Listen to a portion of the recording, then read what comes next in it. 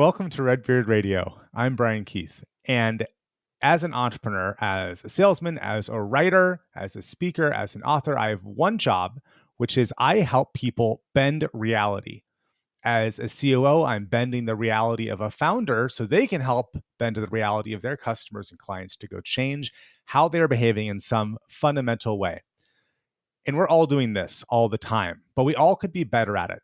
And we're talking today with someone who has made a living and made a name for himself out of bending reality, out of taking people in a huge variety of formats, from being on stage to all kinds of other ways, and helping them change how they perceive reality so that they go and they do something differently. Jonathan Pritchard, welcome to Redbeard Radio. Hello, man. That sounds right up my alley. It really does, because the easiest part of what you do is to say, well, you're on stage, and to oversimplify it, you do magic tricks, but that's not really what you do, right? Right. Yeah, you are correct. The easy way is to say I'm a magician. The less easy way is to say that I'm a mentalist, which is kind of like a magician graduated from college with a degree in magic, and then I went to master's school for mind reading effects. So that's kind of a way that I've learned to explain to people, what is it that you do? And that's kind of how I got started. But then from those beginnings, I discovered that I have a unique set of skills that are very valuable to a lot of high-paying corporate clients. So, I expanded my definition of what me is, and now I leverage my reality bending skills for marketing, sales, negotiation, pitching, presentations, trade show. Like, we could spend the whole podcast explaining to people the different businesses that I have that all center around helping people think differently. Well, let's choose just one example. And the audience of Redbeard Radio is mostly six-figure entrepreneurs. So they have maybe a few staff, but they're aimed at that seven-figure mark and all the joy and the challenges and suffering that brings. You've worked with basically everybody.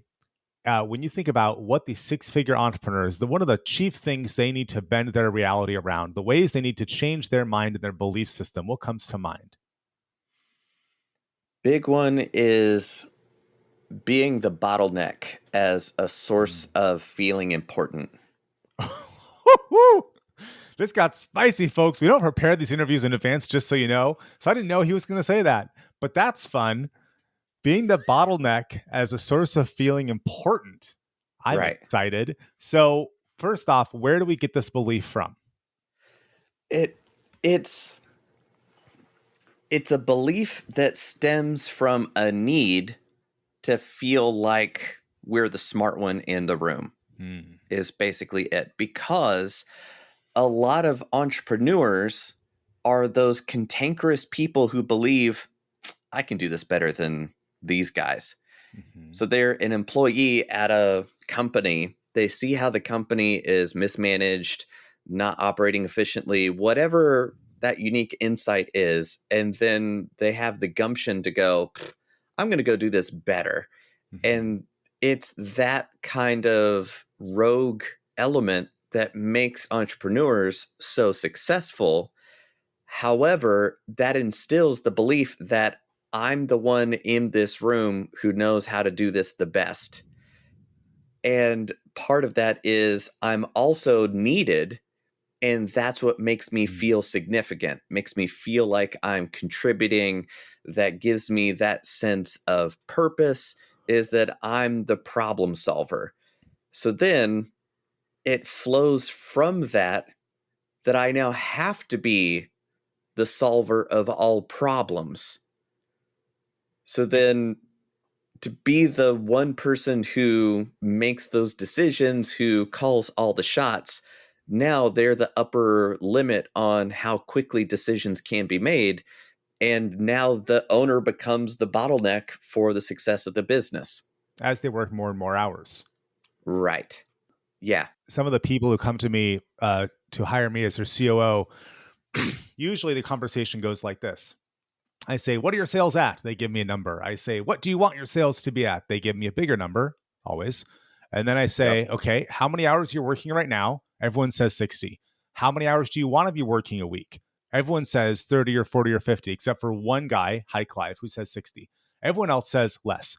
And I say, okay, so what if we doubled your revenue, but you were working 80 hours a week? Would that feel good? And they go, no. Mostly they say that. And all of them being honest say that. And then I say, okay, well, what if we have your number of hours per week, but you stayed at the same profit level? They say, and they sort of think about it. But we have this surface level belief about what good looks like. And sometimes I have to say to people, it's going to take 6 months, it's going to take a year to build out your capacity before you can actually increase your sales. Because if we doubled your sales right now, you would go insane. First, you would get really ill, and then your business would collapse because there's no way you can double your sales. So stop thinking about how to double your sales. It's not appropriate. But there's this, and it takes me months, Jonathan, months to change their reality to believing and then doing that they need to focus on capacity issues first. So tell us, for people who are listening and hearing a bit of themselves in this need to be in control, how is it that you help someone change their beliefs and their reality in minutes, not months? Ooh, yeah. That is a tough one. It's kind of like asking, how do you learn kung fu? You watched The Matrix 5 times. It worked for me. Exactly. And suddenly I know kung fu. So I approach it kind of like I'm the kung fu master on the mountaintop, and depending on what beliefs they're bringing along to the party, you need different techniques and visualizations and hypotheticals, kind of like what you walk people through is, okay, let's game this out. Let's double your workload with the current methods and strategies you're using to address it. And is that a workable solution? Absolutely not. So you kind of Socratic method them into the corner where there's no escape, that your systems are awful. and then and then you get them to admit that I am powerless to solve these problems. I need a greater power. And you're like, you just hired them. So it's a lot of different ways, but basically it is that old cliche of people aren't going to change until they're ready to. Mm-hmm. So how does a therapist change a light bulb? Only when it's ready for change, right? So it's, to me, the one of the defining characteristics is that somebody is willing to pay me for it. Really. It's not so much that they're paying me, it's that they are investing in their own change to the extent that they're willing to pay me. So two people that, right, exactly, their buy-in to sit at the table and ante up, here we go. Because this is something that I learned from the world of tarot card reading and tea leaf reading and psychic readings, that kind of thing, is the world's best psychic, whether or not they're real or not, who cares? They're amazing. They can just completely transform your life. And then they give you their reading for free because you met at a party and you go, "Oh, so you're the world's best psychic, huh?" They go, "Absolutely." And you go, "Well, prove it to me. Do a reading." Well, they could give you the world's best reading and then you say, I bet they just say that to everybody. Or you invest $20,000 in hiring that psychic reader, they give you the reading, you are now $20,000 invested in paying attention and actualizing what they tell you so that you get your ROI on it. So if somebody isn't willing to pay me, I know that they're not willing to solve the problem, really. I mean, confidence in my skills to affect change notwithstanding. Mm-hmm. But if they're not willing to invest in solving their issue, I know that they're not invested in solving the issue. I once had a client who hired me to help them make a change. Let's simplify it there. Make a change. And then we were making progress, and then they hired a much more expensive person. And this other person had a different perspective on what they ought to do. And I knew it was coming, and then it showed up, which is they followed the other person's advice because, of course, they are spending far more money with them. And then they ended up, their business crashed. Wrong advice. I saw clearly, the other person did not see clearly. Explosion. And I look at that and I think, okay, So I'm not sure I could have done anything differently given that particular, like all the details that I won't share here. Mm-hmm. Fundamentally, if I'm not the most expensive advisor on your team, that means you're listening to someone else. And if you're listening to someone else, you should do what that person is going to tell you to do, and you shouldn't try to work with me. Or you should join my low dollar offer, the Redbeard Accelerator. Doesn't cost that much money, only a few $1,000s a year. And I can go lead you a little bit there, but at a low level. I'm not trying to go run your business for you. So I always want to be the most expensive person on the team. Otherwise, you're not. Why would you listen to me? Your checking account says you value someone else's advice more. And I want you to be consistent. I don't want you to be telling me, oh, I value you the most, while also paying attention by paying someone else more. Exactly. That was my takeaway from the lesson. I was like, you know what the lesson is? You got to charge more. So yeah, great Worth minds. more and be worth more to understand you can actually make a difference and to be able Exactly. to build the context. I was at this business retreat once and it's one of these residential, like you're in this house with all these other people at this retreat, utterly fantastic experience. And I ended up in a conversation about the roots of Mormonism. Extra hilarious as I'm both not Mormon and not former Mormon. But the other three guys I was talking with were each either Mormon or former Mormon. We had a selection. And we had the most incredible spiritual conversation ever. And after, towards the tail end, one of the guys said, do you know that you just recounted and they shared some Mormon story that apparently I shared some Mormon theology, but in a new way they'd never heard of before. It's as if I was a Mormon scholar. It was very unusual. It was one of those light bulb moments will never happen again. You couldn't create it if you tried. But the context of this, the context of we're this business retreat over multiple days, we're talking in the evening, it's just four of us there chatting. The context around this created an environment that led to this incredible level of spiritual intimacy with these guys and left us all, we all were better as human beings after that conversation. I want to hear from you, Jonathan. How do you create an environment where people are open to believing and are open to changing their perception? Fewer people than claim. That's it. There aren't that many people who are willing to entertain the idea of making change. Of those small percentage of people who say they want change, a vanishingly small percentage follow through with it. So you get a lot of folks who go, oh, yes, I would like to be seen as a person who says that they would like to change. However, I like my problems just the way that they are because I figured out how to get my needs met leveraging these problems. So I don't actually want new problems because that would mean change and no thank you. But I would like to be seen as a person who would be willing to change. Everybody So raise your hands if Jonathan just described you in some aspect of your life. Everyone better be raising their hands right now.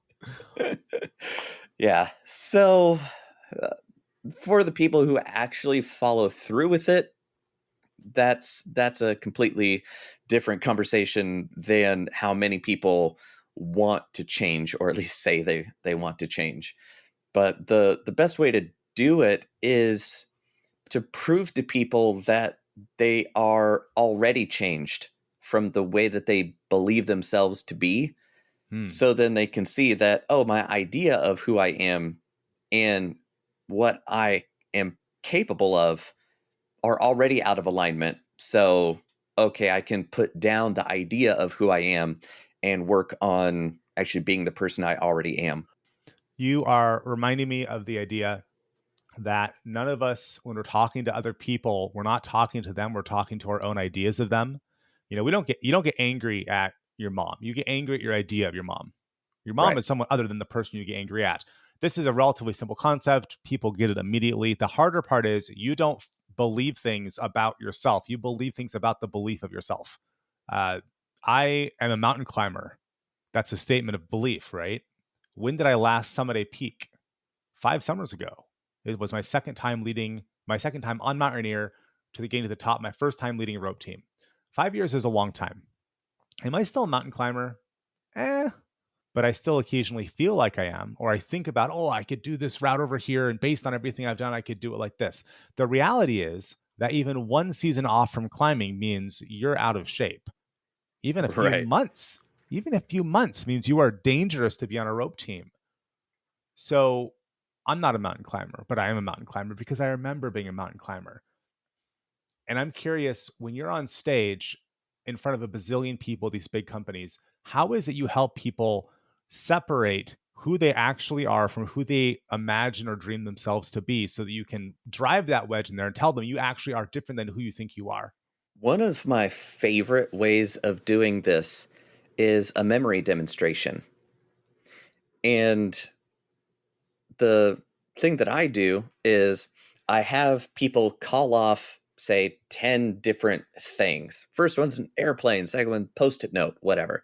And there's a flip chart on stage, and I can have another person from the company come up and fill in all the details of what 10 things we're working with. And then we turn the easel upstage, go on through the presentation, thank the person, thank you very much, you can go back to your seat, we'll ask you back up here later, and we go through more of the presentation, and then say it's 15-20 minutes later, all right, how many people can remember all the details, all the items? And very few people are even confident that they could do that. And then I can call it back forwards and backwards, the odds, just the evens. They can call off 9 of the 10 objects, and I'll tell them what the last one they didn't mention is. Any way that you want to cut it, I can do it and recall it instantly. Now everybody's going, man, this guy's brain is fantastic. He is so smart. Amazing. I could never do that. So then I teach them how to do that in less than 10 minutes. I explain, here's exactly the technique I was using to be able to do that.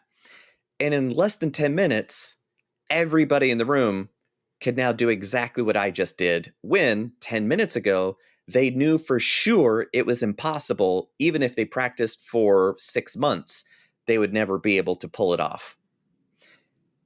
So that proves to them that their mind is much more capable than they believe it to be. And it's not because their mind is not good, it's that their strategies for accomplishing their goals were not good. And then the second order effect is super wacky.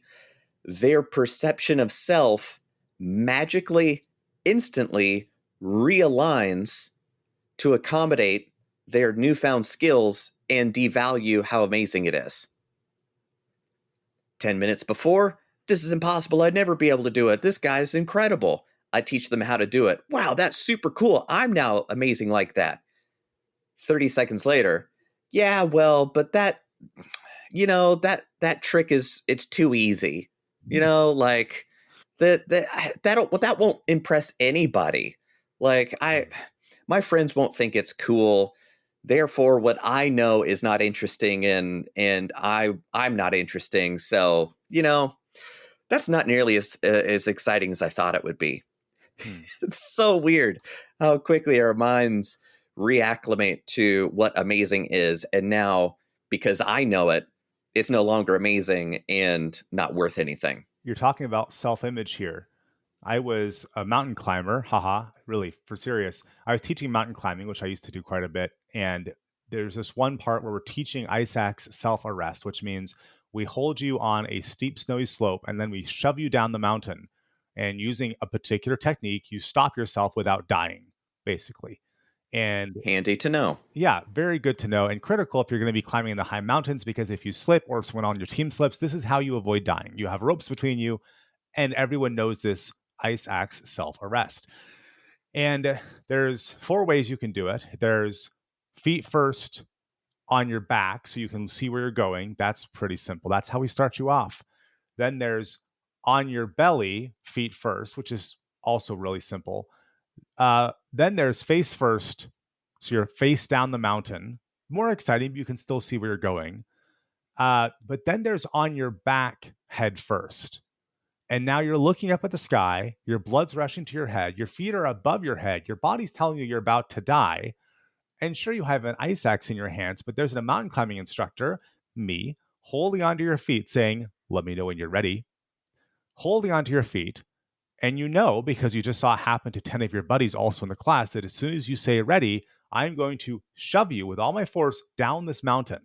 And you either will or will not be able to stop yourself while everyone's looking at you. Very exciting times. But this is the time in all my climbing where I've seen the most profound emotional transformation. I remember this one woman, and she got in the position. So I'm now holding her foot, which if I let her foot go, she would start to slide slowly. But you can't Mm-hmm. practice the technique slowly. You're practicing a steep fall. So I'm holding on to her, and I say, are you ready? And she is almost in a nervous fit, breathing hard, maybe crying a little bit. I can feel the fear.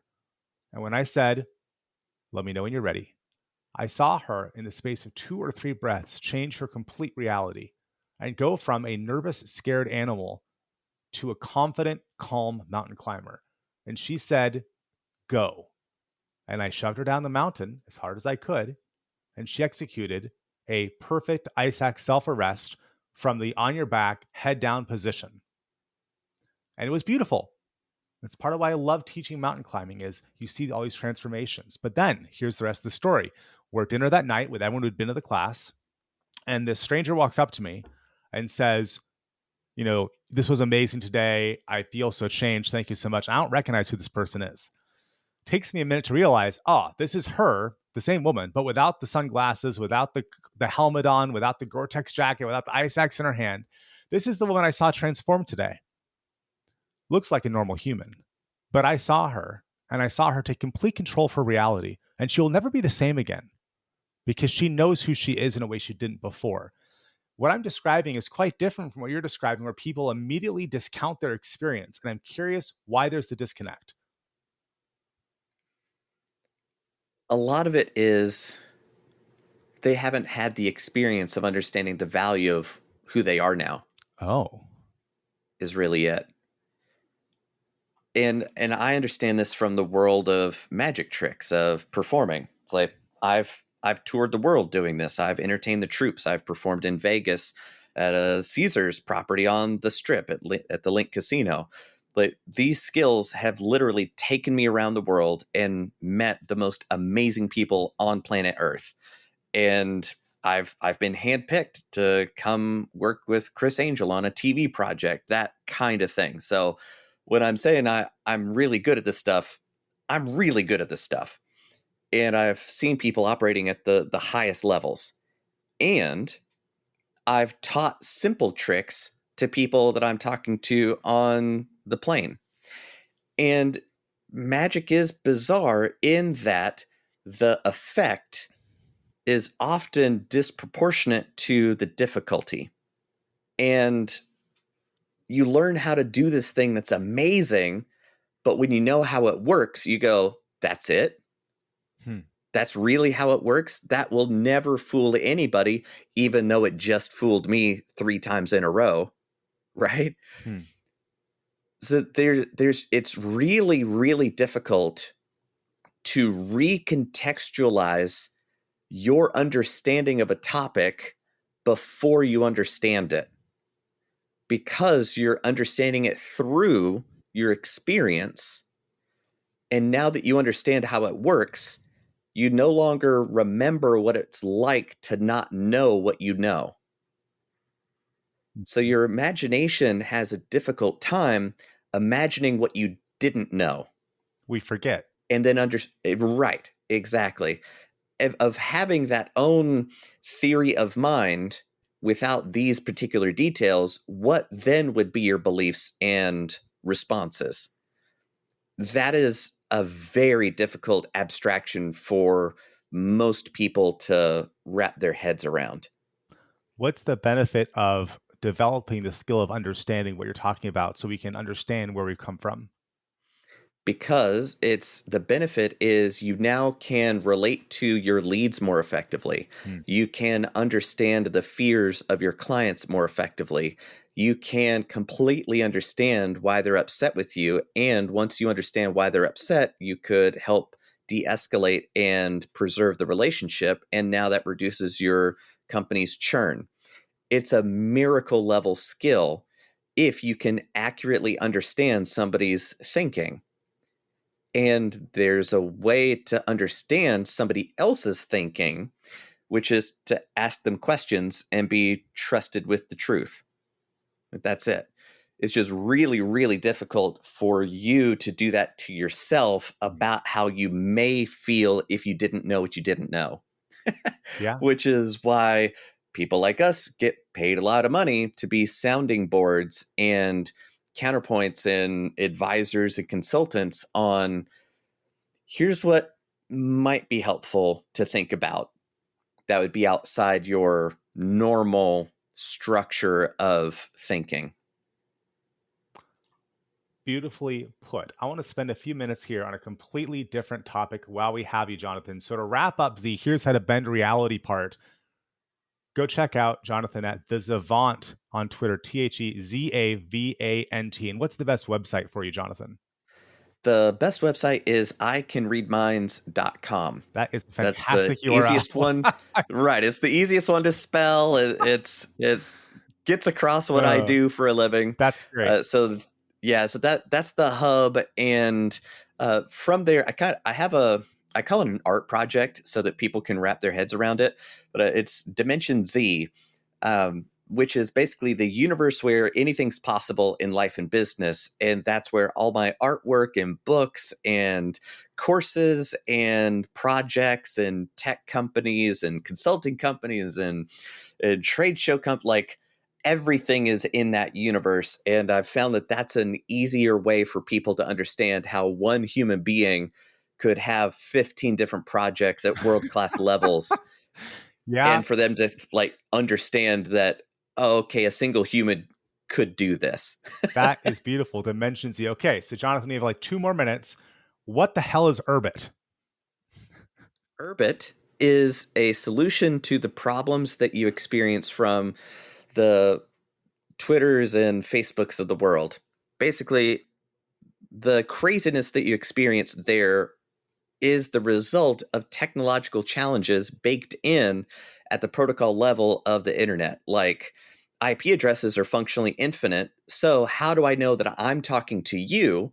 Well, Facebook and Twitter have solved that by creating profiles, but they're in control of the database because that's a really hard problem to solve. So they need to control everything. Urbit is instead the logical conclusion where everybody runs their own server so that I'm talking directly to you. I'm not relying on Facebook's server, that Facebook is now allowing me to visit my own data. So now I'm not getting canceled. I'm not getting locked out of my own data because they shut down my profile. I own all the tools that I need to maintain a digital relationship with you and build a community. I love hearing a mind reader from the Las Vegas Strip talk about the future of technology. This is hilarious to me. Your level of multi-talentedness, which is now totally a word.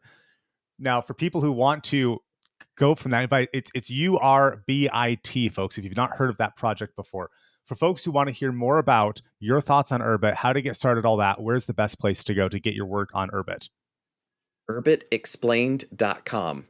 I wrote the script for the video that's there, and it explains it in a way that it's more focused on vibe than technical details. So it's more approachable for somebody watches that and then goes, you know what, that's cool. That's on my wavelength. I want to know more. That's the best place to start.